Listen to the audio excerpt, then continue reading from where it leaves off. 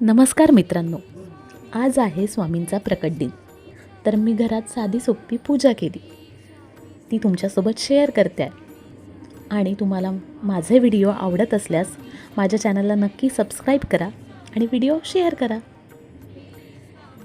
स्वामींची प्रतिमा पुसून छान त्याला असे गंधगोळीने टिळे लावून घेतले आणि घरीच मी छानपैकी एक हार ओवून घेतला आणि तो स्वामींच्या प्रतिमेला घातला.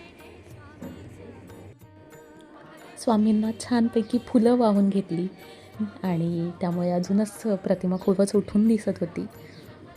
आणि असं त्या प्रतिमेतून वाटतं की स्वामी आपल्याकडेच बघतात.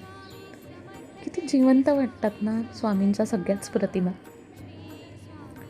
हे सगळं झाल्यानंतर मी पोथी वाचून घेतली आणि मग नैवेद्य केला.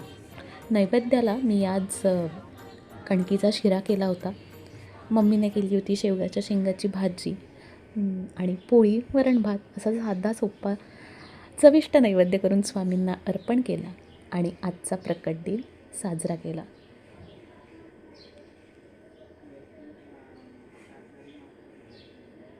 तुम्ही तुमचा प्रकट दिन कसा साजरा केला कमेंटमध्ये नक्की सांगा. श्री स्वामी समर्थ.